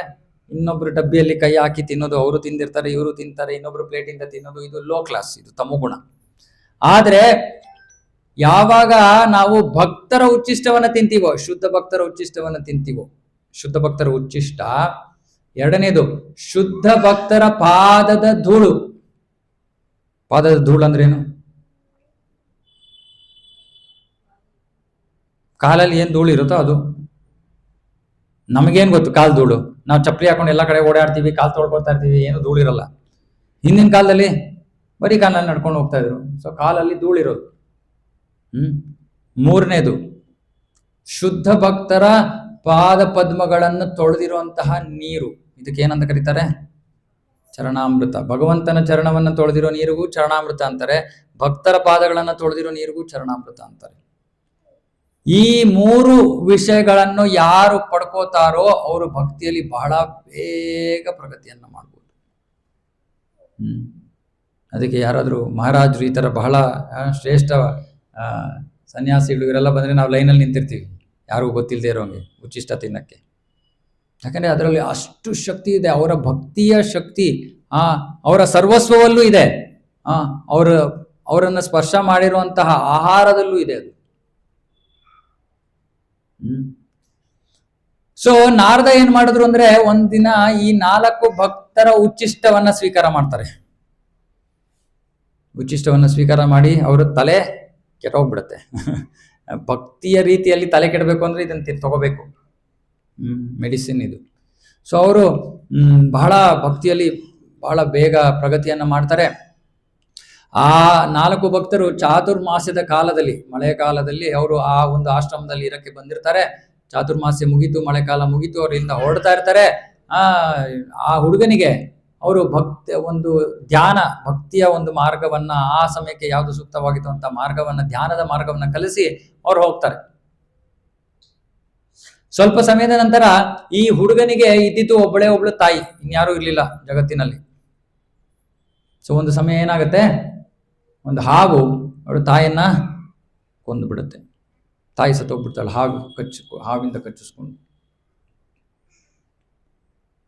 ಅವಾಗ ಈ ಹುಡುಗ ಏನ್ ಹೇಳ್ತಾನೆ? ಅಯ್ಯೋ ಅಪ್ಪ ಅಂತಾನೆ. ಇಲ್ಲ, ಅವನು ಹೇಳ್ದ, ಭಗವಂತನ ಕೃಪೆ ನನಗಿವಾಗ ಭೌತಿಕ ಜಗತ್ತಿನಲ್ಲಿ ಯಾರೂ ಇಲ್ಲ, ಇದು ಭಗವಂತನ ವಿಶೇಷ ಕೃಪೆ, ನಾನಿವಾಗ ನನ್ನ ಸಂಪೂರ್ಣ ಜೀವನವನ್ನ ಭಗವಂತನಿಗೆ ಮುಡುಪಾಗಿಡ್ತೀನಿ ಅನ್ಬಿಟ್ಟು ಅವನೇನ್ ಮಾಡ್ತಾನೆ, ಉತ್ತರ ದಿಕ್ಕಿನಲ್ಲಿ ಹೋಗ್ತಾನೆ. ಉತ್ತರ ದಿಕ್ಕಿನಲ್ಲಿ ಏನಿದೆ? ಉತ್ತರ ಅಂದ್ರೆ ನಾರ್ತ್ ಅಲ್ಲಿ ಏನಿದೆ? ಹಿಂಗೆ ಮೇಲೆ ಹೋಗ್ತಾರೆ, ಏನ್ ಸಿಗುತ್ತೆ? ಸೌತ್ ಇಂಡಿಯಾದಿಂದ ನಾರ್ತ್ ಇಂಡಿಯಾಗೆ ಹಿಮಾಲಯ. ಹಿಮಾಲಯದ ದಿಕ್ಕಿನಲ್ಲಿ ಹೋಗ್ತಾನೆ. ಆಗ ಒಂದು ಕಡೆ ಯಾವುದೋ ಒಂದು ಜಾಗದಲ್ಲಿ ಅವನು ಸ್ವಲ್ಪ ನೀರು ಕುಡಿದು ಸ್ವಲ್ಪ ಸುಸ್ತು ಆಗಿರುತ್ತೆ, ಸ್ವಲ್ಪ ರೆಸ್ಟ್ ತಗೋತಾನೆ. ಒಂದು ಮರದ ಕೆಳಗಡೆ ರೆಸ್ಟ್ ತಗೊಂಡು ಧ್ಯಾನಸ್ಥನಾಗಿ ಕೂತ್ಕೋತಾನೆ. ಆ ಭಕ್ತರು ಅವನಿಗೆ ತೋರಿಸ್ಕೊಟ್ಟಿದ್ದಂತ ಭಕ್ತಿಯ ಮಾರ್ಗದಲ್ಲಿ ಅವನು ಧ್ಯಾನವನ್ನ ಮಾಡ್ತಾ ಕೂತ್ಕೋತಾನೆ. ಯಾರ ಮೇಲೆ ಧ್ಯಾನ ಮಾಡ್ತಾ ಇದ್ದಾನೆ? ಭಗವಂತನ ಮೇಲೆ ಧ್ಯಾನ ಮಾಡ್ತಾ ಇದ್ದಾನೆ. ಧ್ಯಾನ ಅಂದ್ರೇನು? ಮನಸ್ಸು ಭಗವಂತನ ರೂಪದ ಮೇಲೆ ಕೇಂದ್ರೀಕೃತವಾಗಬೇಕು. ಇದಕ್ಕೆ ಧ್ಯಾನ ಅಂತ ಕರೀತಾರೆ. ನಾವು ಜಪ ಮಾಡ್ತಿರುವಾಗ ನಮ್ಮ ಮನಸ್ಸು ಎಲ್ಲಿ ಹೋಗ್ಬೇಕು? ಅಲ್ಲಿ ಇಲ್ಲಿ ಹೋಗ್ಬೇಕು ಪ್ರಭು? ಇಲ್ಲ, ಮನಸ್ಸು ಕೇವಲ ಭಗವಂತನ ನಾಮದ ಮೇಲೆಯೇ ನಮ್ಮ ಮನಸ್ಸು ಏಕಾಗ್ರತವಾಗಬೇಕು. ಸೊ ಇವನು ಧ್ಯಾನದಲ್ಲಿ ಕೂತಿದ್ದಾನೆ, ಭಗವಂತನ ರೂಪದ ಮೇಲೆ ಧ್ಯಾನ ಮಾಡ್ತಾನೆ. ಭಗವಂತನ ರೂಪ ಎಲ್ಲ ಕಾಣುತ್ತೆ ಅವನಿಗೆ? ಹೃದಯದ ಕನ್ನಡಿಯಲ್ಲಿ. ಹೆಂಗೆ ಇದು ಹೃದಯದ ಕನ್ನಡಿ ಅಂದ್ರೆ ಏನರ್ಥ? ಏನ್ ಪ್ರಭು ಇವತ್ತು ನೀವು ಏನ್ ತಿನ್ಕೊಂಡ್ ಬಂದ್ರಿ ಮಧ್ಯಾಹ್ನ? ಏನೇನೋ ಹೇಳ್ತಾ ಇದ್ದೀರಲ್ಲ. ಹೃದಯದ ಕನ್ನಡಿ ಅಂದ್ರೇನು? ಇವಾಗ ನೀವು ಇವಾಗ ಎಷ್ಟು ಜನ ಭಕ್ತರು ತಿರುಪತಿಗೆ ಎಲ್ಲರೂ ಹೋಗಿರ್ತೀರಾ? ಇವಾಗ ನಾನು ಪ್ರಶ್ನೆ ಕೇಳ್ತೀನಿ, ನೀವು ಲಾಸ್ಟ್ ಟೈಮ್ ತಿರುಪತಿಗೆ ಹೋದಾಗ ಭಗವಂತನ ರೂಪ ಹೇಗಿತ್ತು ಅಂತ ಎಷ್ಟು ಜನಕ್ಕೆ ಜ್ಞಾಪಕ ಇದೆ? ಹೇಗಿತ್ತು ಅಂತ ಕೇಳ್ತಾ ಇದ್ದೀನಿ ನಾನು. 1 ನಿಮಿಷ. ಕ್ವೆಶ್ಚನ್ ಅಲ್ಲಿ ಸ್ಟಾರ್ ಇದೆ, ಕೇಳ್ಕೊಡಿ. ಅವನು ಯಾವ ಬಣ್ಣದ ವಸ್ತ್ರವನ್ನು ಧರಿಸಿದ್ದ, ಯಾವ ಕಲರ್ ಹೂಮಾಲೆ ಹಾಕಿದ್ರು, ಎಷ್ಟು ಆಭರಣಗಳು ಹಾಕೊಂಡಿದ್ದ, ಎಲ್ಲೆಲ್ಲಿ ಏನೇನು ಆಭರಣಗಳಿದ್ವು, ಎಲ್ಲ ಡೀಟೇಲ್ ಬೇಕು. ಯಾರು ಹೇಳ್ತೀರಾ? ಅಯ್ಯೋ ಪ್ರಭು, ಅಲ್ಲಿ ಪದ್ದಂಡಿ ಜರ್ಗಂಡಿ ಅಂತ ತಳ್ತಾರ ಪ್ರಭು, ನೋಡಕ್ಕೆ ಸಮಯ ಇರಲ್ಲ.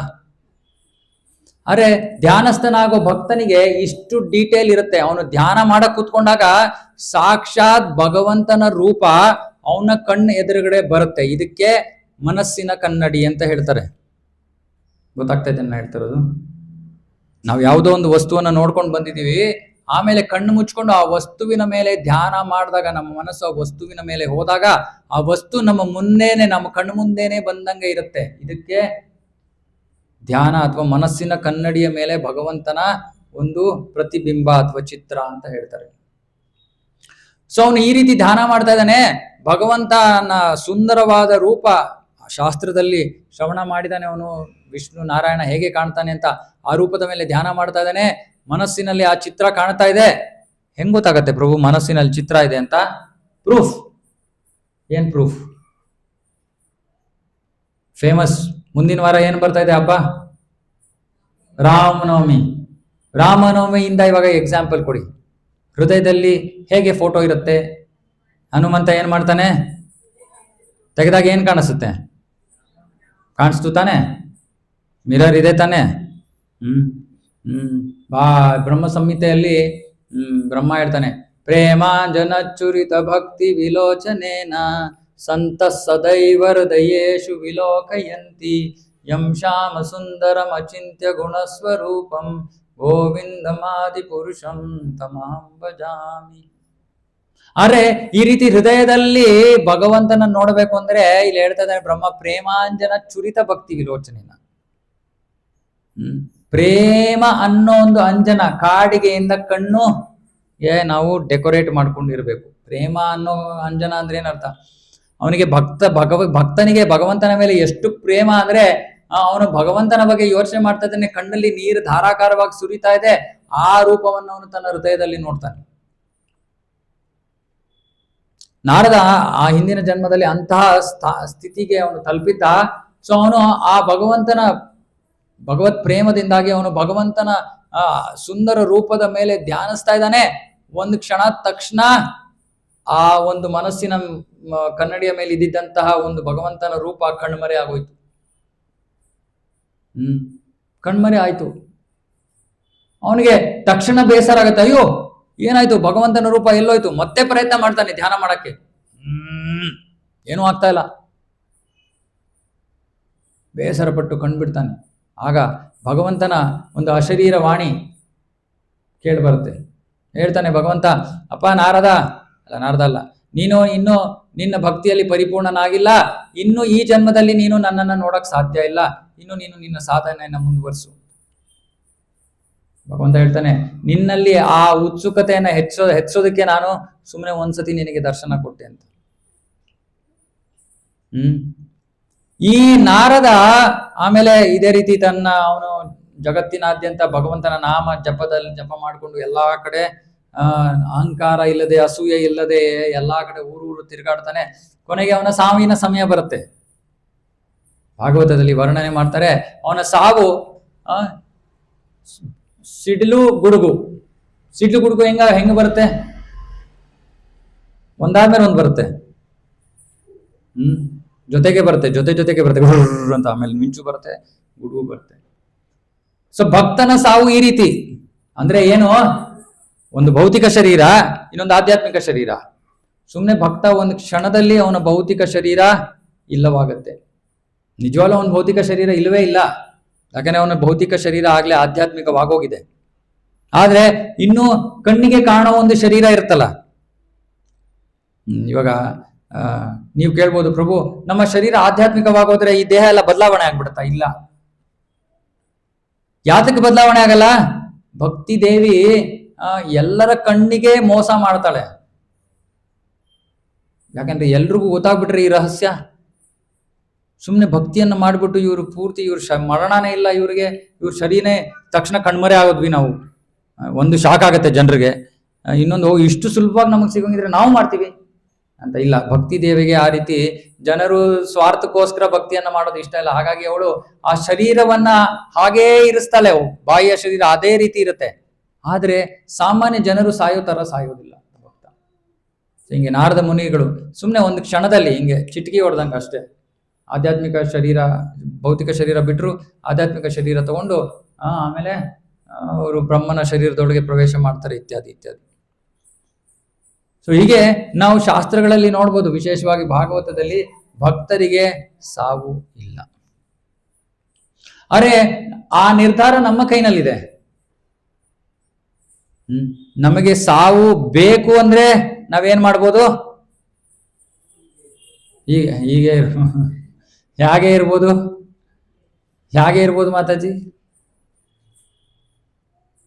ಆಕ್ಚುಲಿ ಈ ಕೇಂದ್ರದೊಳಗೆ ಬಂದ್ರೆ ನಿಮಗೆ ಅವಕಾಶ ಇದೆ, ನಿಮಗೆ ಬೇಕಿದ್ರೆ. ಇದು ಪ್ರತಿಯೊಬ್ಬ ಭಕ್ತನಿಗೂ ಲಭ್ಯವಿರುವಂತಹ ಗತಿ, ಪ್ರತಿಯೊಬ್ಬರಿಗೂ ಕೂಡ. ಬರೀ ದೊಡ್ಡ ದೊಡ್ಡ ಭಕ್ತರು ಅವ್ರಿಗೆ ಮಾತ್ರ ಸಿಗುತ್ತೆ, ನಮಗ್ ಸಿಗಲ್ಲ, ಇಲ್ಲ, ಎಲ್ಲರಿಗೂ ಲಭ್ಯ ಇದೆ. ಅರೆ ನಾವೇನ್ ಮಾಡ್ಬೇಕು?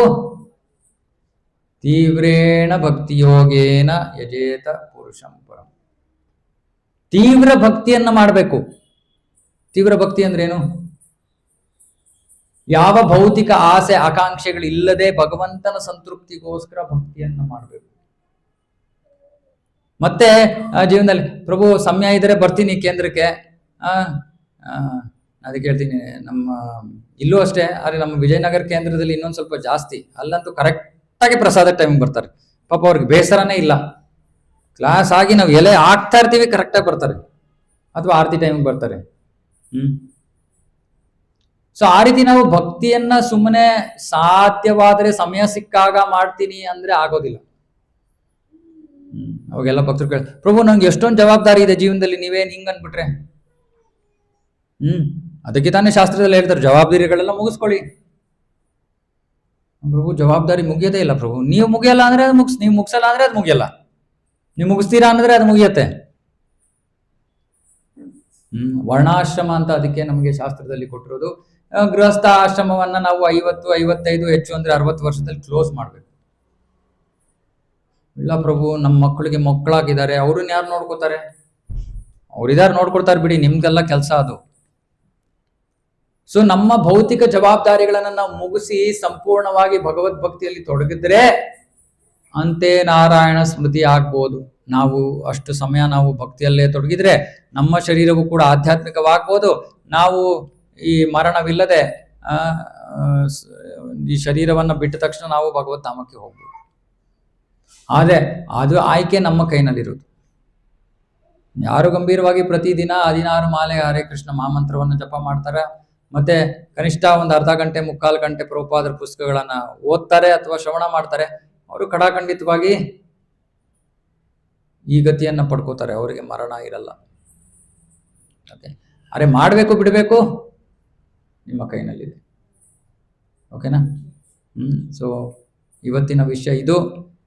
ಯೋಗಿಗಳಿಗೆ ಉತ್ತರಾಯಣ ದಕ್ಷಿಣಾಯನ ಇದೆ, ಸಾಮಾನ್ಯ ಜೀವಿಗಳಿಗೆ ಅವರ ಕರ್ಮಫಲ ಇದೆ, ಭಕ್ತರಿಗೆ ನಮ್ಮ ಇಚ್ಛೆ ಇದೆ.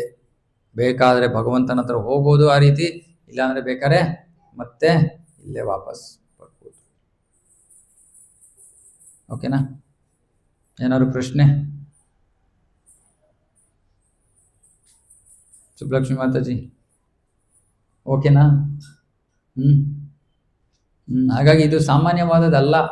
ನಾನು ಅದಕ್ಕೆ ಮತ್ತೆ ಮತ್ತೆ ನಿಮಗೆ ಅದನ್ನೇ ಜ್ಞಾಪಿಸ್ತಾ ಇರ್ತೀನಿ. ನೀವು ಸುಮ್ಮನೆ ಯಾವುದೋ ಒಂದು ದೇವಸ್ಥಾನಕ್ಕೆ ಹೋದ್ರಿ ಬಂದ್ವಿ, ಇಲ್ಲಿಗೆ ಬರೋದಕ್ಕೂ ಬೇರೆ ದೇವಸ್ಥಾನಕ್ಕೆ ಹೋಗೋಕ್ಕೂ ತುಂಬಾ ವ್ಯತ್ಯಾಸ ಇದೆ. ಅಲ್ಲಿಗೆ ಹೋದ್ರೆ ನೀವು ವೈಕುಂಠಕ್ಕೆ ಹೋಗೋ ಏನು ಗ್ಯಾರಂಟಿ ಇಲ್ಲ. ಇಲ್ಲಿಗೆ ಬಂದ್ರೆ ವೈಕುಂಠಕ್ಕೆ ಹೋಗೋ ಗ್ಯಾರಂಟಿ ಇದೆ. ಯಾಕಂದ್ರೆ ನಮಗೆ ನೀವು ಏನ್ ಮಾಡ್ಬೇಕು ಅಂತ ನಾವಿಲ್ಲಿ ಹೇಳ್ತಿದೀವಲ್ವಾ. ಅಲ್ಲಿಗೆ ಹೋದ್ರೆ ನೀವೇನ್ ಮಾಡ್ತೀರಾ? ತೀರ್ಥ ಪ್ರಸಾದ ತಗೋತೀರಾ, ನಿಮ್ಮ ಪಾಡಿಗೆ ನಿಮ್ಮ ಮನೆಗೆ ಹೋಗ್ತೀರಾ. ಆಮೇಲೆ ಆ ಬಾಲ ಹೆಂಗಿದೆಯಲ್ಲ, ಹೆಂಗಿರುತ್ತೆ? ಚೇಂಜ್ ಆಗತ್ತೆ ತಿರ್ಗಾ. ಒಂದ್ ಸ್ವಲ್ಪ ಸೀದಾ ಆಗಿರುತ್ತೆ. ದೇವಸ್ಥಾನದಿಂದ ಹೊರಗಡೆ ಬಂದ ತಕ್ಷಣ ಇಲ್ಲಿ ನಾವೇನ್ ಮಾಡ್ತೀವಿ? ಅದನ್ನ ಚೇಂಜ್ ಮಾಡ್ತೀವಿ. ಯಾಕಂದ್ರೆ ಭಕ್ತಿಯ ಪ್ರಕ್ರಿಯೆ ಅಷ್ಟು ಪ್ರಬಲವಾದದ್ದು. ಇದನ್ನ ನಾವು ಅರ್ಥ ಮಾಡ್ಕೋಬೇಕು. ಓಕೆ, ಸೊ ಭಕ್ತರಿಗೆ ಸಾವಿಲ್ಲ. ಮುಂದಿನ ವಾರ ನಾವು ಶ್ರೀರಾಮನವಮಿಯನ್ನ ಆಚರಣೆ ಮಾಡ್ತೀವಿ. ಸೊ ಎಲ್ಲರಲ್ಲೂ ಒಂದು ಕೋರಿಕೆ ಏನಂದ್ರೆ, ನಮ್ಮ ಇಚ್ಛೆ ಪ್ರತಿಯೊಂದು ಮನೆಯಲ್ಲೂ ಕೂಡ ರಾಮಾಯಣ ಇರಬೇಕು. ವಿಶೇಷವಾಗಿ ನಮ್ಮ ಇಸ್ಕಾನಿನ ರಾಮಾಯಣ, ನಮ್ಮ ಪೂಜ್ಯ ಗುರುಗಳು ಪರಂ ಪೂಜ್ಯ ಭಕ್ತಿ ವಿಕಾಸ ಮಹಾರಾಜರು ಇಂಗ್ಲಿಷಲ್ಲಿ ಆ ರಾಮಾಯಣವನ್ನು ಬರೆದಿದ್ರು. ಅದು ಇವಾಗ ಬೇರೆ ಬೇರೆ ಭಾಷೆಯಲ್ಲಿ ಅನುವಾದವಾಗಿದೆ.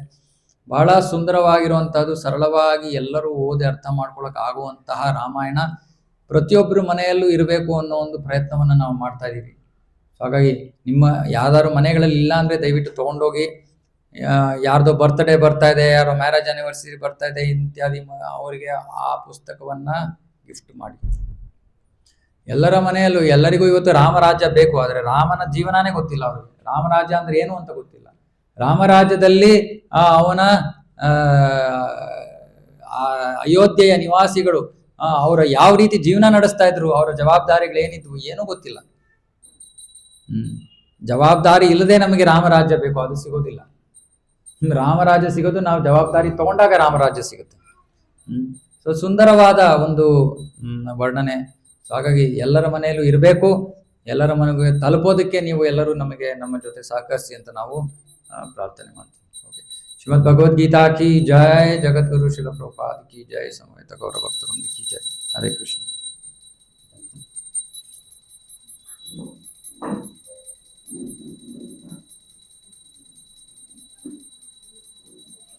ಓಕೆ,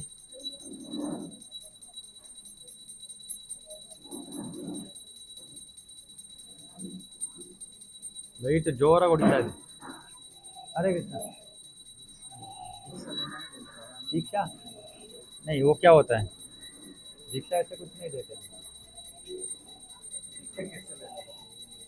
नहीं, अभी तो आप पहले बार आ रहे हैं पहले बार। हाँ, तो आइए ना, हर हफ्ते आइए। हम कुछ आपको कुछ देने से पहले आपको तो जानना पड़ेगा ना कि आप कौन है, क्या करते हैं। तो हर हफ्ते आइए, फिर धीरे धीरे देखते हैं। हम्म?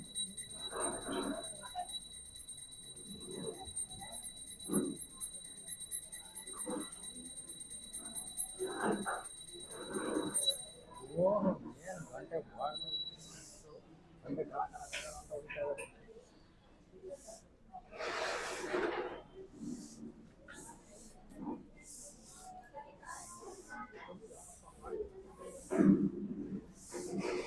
ಎಲ್ಲೋದ ಅವನು? ದೇವೇಶ್ ಎಲ್ಲೋದಮ್ಮ?